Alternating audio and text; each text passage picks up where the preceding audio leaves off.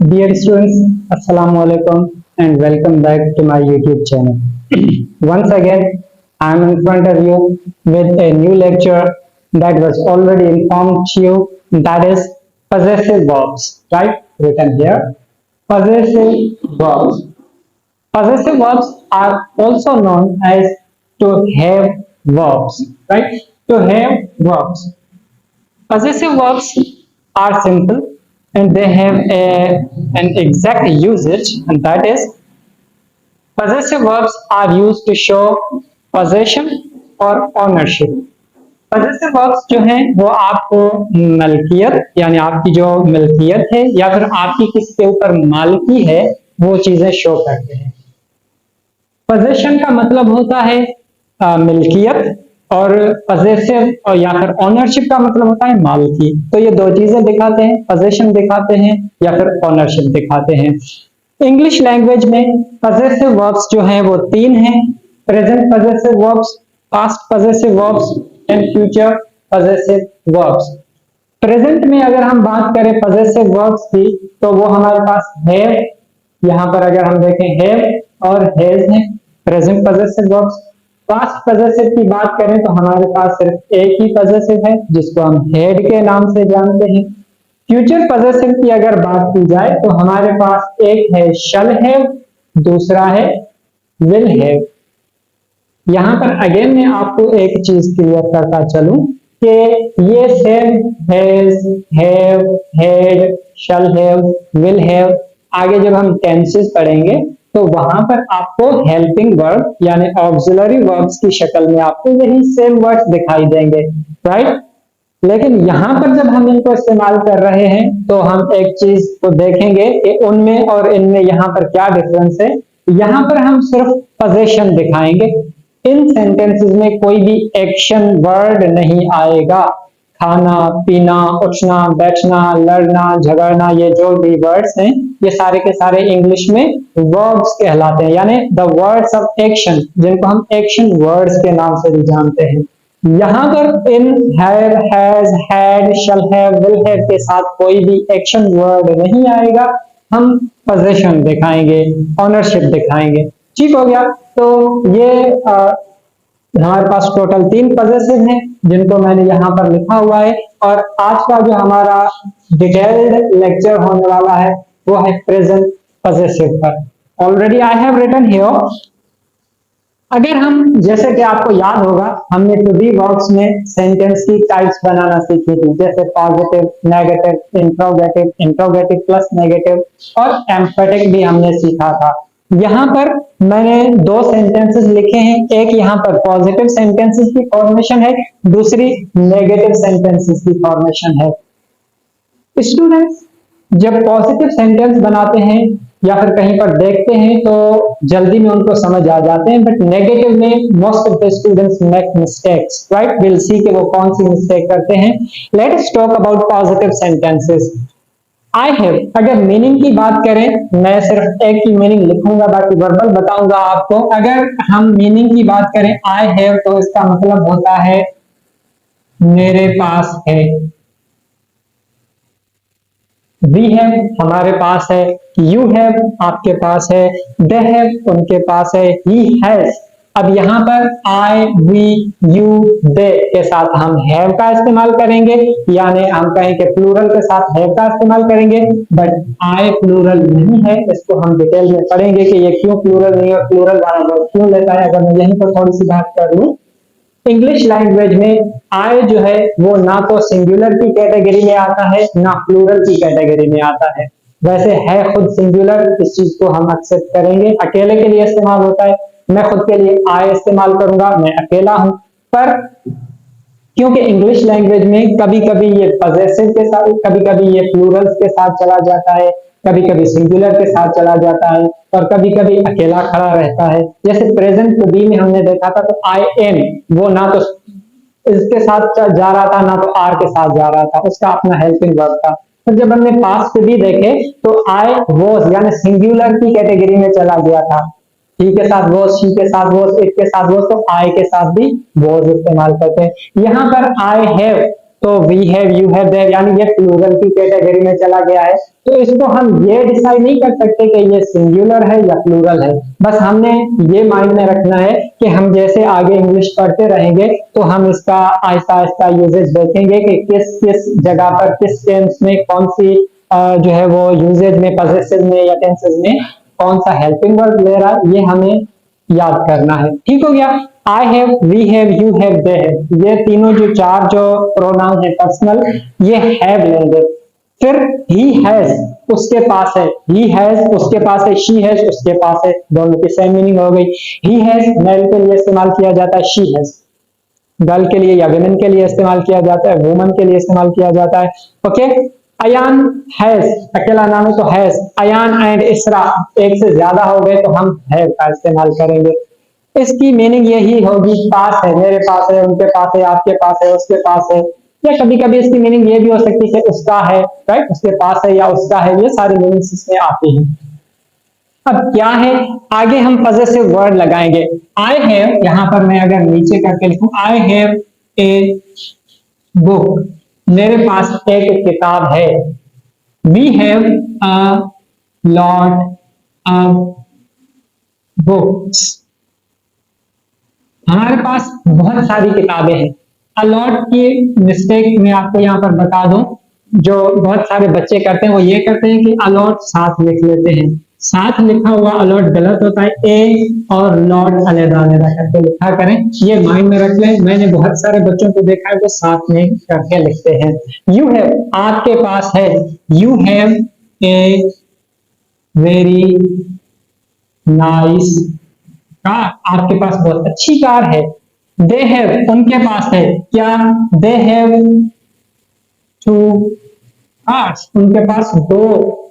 Okay, तो दो cars, यहां पर हम कोई भी नाउन रखेंगे, वो वाला जो उनकी पोजेशन है, राइट, जो वो पोजेस करते हैं। अब यहां पर हम ही, शी, इट सिंगुलर हो गया तो हैज इस्तेमाल करेंगे। ही हैज एन आईफोन, उसके पास एक आईफोन है, राइट, ज्यादातर ये आई कैपिटल लिखा हुआ होता है तो आप ये भी लिख सकते हैं। She has an expensive dress, उसके पास बहुत महंगी ड्रेस है या फिर महंगी गाड़ी है। She has an expensive car, she has an expensive bungalow, whatsoever you want to write you can write here. It has, बेजान चीजों के लिए इस्तेमाल किया जाता है। अब मैं ये कह सकता हूं कि it has a white colour, इसके पास या इसका, मैंने बताया था ना, इसके पास के अलावा इसका भी मीनिंग निकलती है, तो इसका कलर जो है वो व्हाइट है, राइट। और आप ये भी कह सकते हैं कि इट हैज 4 legs, राइट, उसकी 4 टांगे हैं उसकी। अब यहाँ पर उसके पास वाली मीनिंग नहीं निकल रही है तो उसकी भी मीनिंग निकलती है, ये दोनों चीजें। Ayaan has, Ayaan has lot of story books, Ayaan के पास बहुत सारी कहानियों की किताबें हैं। अयान एंड इसरा हैव इस्तेमाल करेंगे यहाँ पर, have a lot of टवाइस।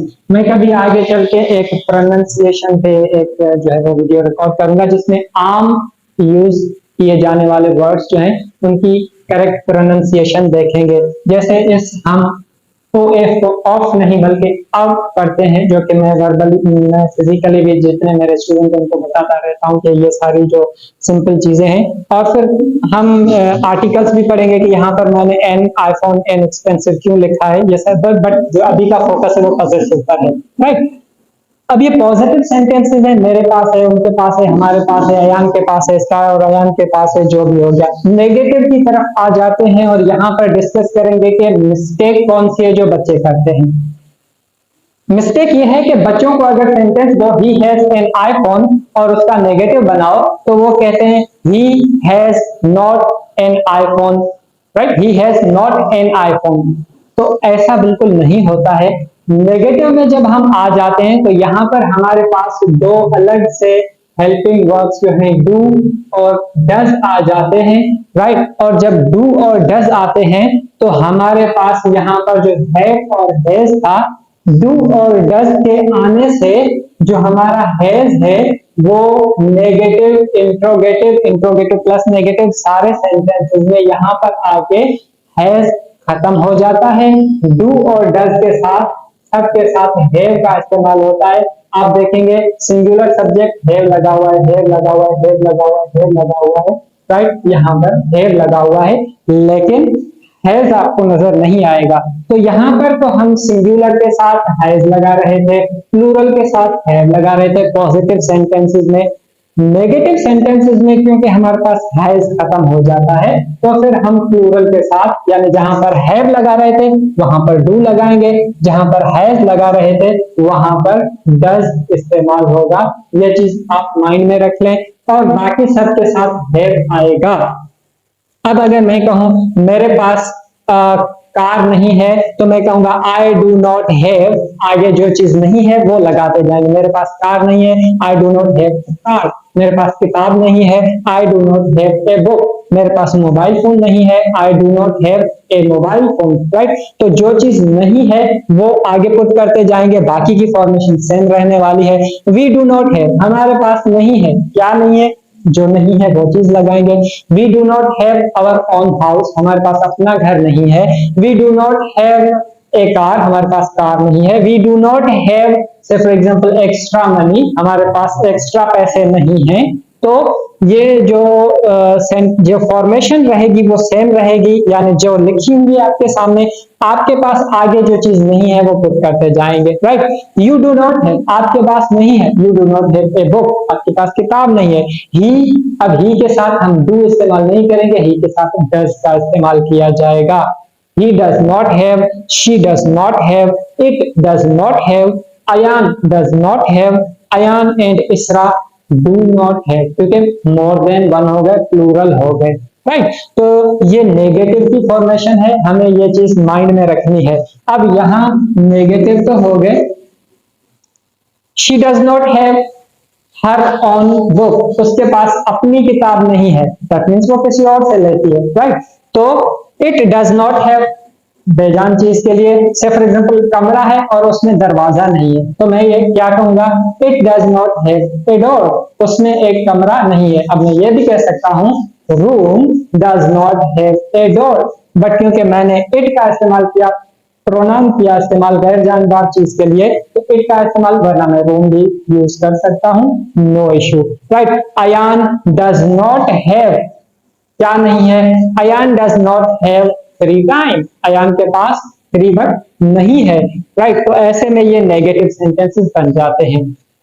Mind में रखिएगा डिफरेंस, पॉजिटिव में हैव और हैज का इस्तेमाल किया जाता है, नेगेटिव में जब आ जाते हैं तो हैज नेगेटिव में खत्म हो जाता है, हैव रहता है, सबके साथ वही आता है, लेकिन यहाँ पर सिंगुलर और प्लूरल को डिफाइन करने के लिए डू और डज का इस्तेमाल किया जाता है। अगर यहाँ इस लेवल पर आप ये सीख लेते हैं कि कौन से प्रोनाउंस हैं जो डू लेते हैं, कौन से प्रोनाउंस हैं जिनके साथ डज आता है, तो आपको प्रेजेंट सिंपल टेंस सीखने में बहुत आसानी हो जाएगी, क्योंकि प्रेजेंट सिंपल टेंस के जो हेल्पिंग वर्ब्स हैं वो भी डू और डज ही है, राइट। अब अगर इसके अलावा पॉजिटिव और नेगेटिव के अलावा हम इंट्रोगेटिव प्लस नेगेटिव सेंटेंसेस बनाए, तो वो कुछ यूं बनाए जा सकते हैं।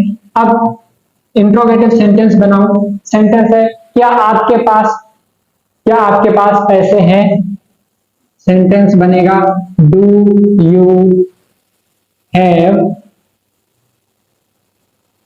Money, question mark. अब देखें हेल्पिंग हम ऑलरेडी सिखाए हैं ना कभी वर्ब्स में, कि जो वर्ब होता है उसको बाहर लाते हैं तो वो इंट्रोगेटिव सेंटेंस बन जाता है। अब यहाँ पर हमारे पास जो मेन हेल्पिंग वर्ब है या मेन पॉजेसिव वर्ब जो हम इस्तेमाल कर रहे हैं, तो यहाँ पर हमने डू और डज का इस्तेमाल किया है हैव के साथ, पोजीशन हैव दिखा रहा है, इसके साथ साथ हम डू और डज का इस्तेमाल कर रहे हैं। तो जो कोर वर्ब है वो डू और डज है, उसको बाहर लाएंगे। डू यू हैव मनी, क्या आपके पास पैसे हैं, right. Do they have a car, क्या उनके पास एक कार है। डज ही हैव, माइंड में रखें, आप ये नहीं कहेंगे कि सर ही के साथ तो यहाँ पर मैंने हैज इस्तेमाल किया था ना, अब यहाँ पर हैव क्यों इस्तेमाल करूं, ही हैज इस्तेमाल करूं। तो यहाँ पर हम क्योंकि डज ऑलरेडी लगा चुके हैं, डज भी सिंगुलर के साथ इस्तेमाल किया जाता है, हैज भी किया जाता है, तो दो सिंगुलर हम नहीं लगाएंगे, हमने डज इस्तेमाल कर लिया, यहाँ पर हम डज इस्तेमाल करेंगे। Does he have an extra pen, क्या उसके पास एक एक्स्ट्रा पेन है? तो ये नेगेटिव की फॉर्मेशन बनती जा रही है। अगर हम नेगेटिव और इंट्रोगेटिव की फॉर्मेशन बनाए या सेंटेंस बनाए तो वो यूं बनेगा, do you not have your own book, क्या आपके पास अपनी किताब नहीं है? Do you not have your own book, क्या उनके पास घर नहीं है? Do they not have, do you not have, do they not have. और इसको जब आप बाहर लगाते आएंगे, जैसे कि डू आई नॉट हैव बाहर आ जाएगा, डू वी नॉट हैव ये बाहर आ जाएगा, डू यू नॉट हैव इसको बाहर लाएंगे, does he not have, does she not have, does it not have, does Ali not have. तो ये जो इंट्रोगेटिव और नेगेटिव सेंटेंसेस हैं वो इस तरीके से बनाए जाएंगे, इंट्रोगेटिव इस तरीके से बनते हैं, नेगेटिव यूं बनाए जाते हैं, पॉजिटिव सेंटेंसेस इस तरीके का से बनाए जाते हैं। I hope you are clear with these possessive verbs. इंशाल्लाह you must have learned something new. You must have learned something new. If you think you have learned something new, do share this thing to with your friends, colleagues, brothers, sisters, so that they may also learn something new, right?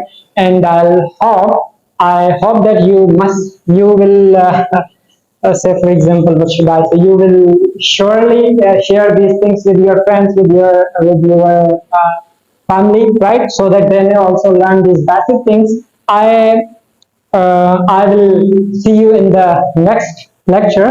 So till that, see you, and I hope you will take a lot of your care. Thank you so much. Don't forget to subscribe this channel. Thank you.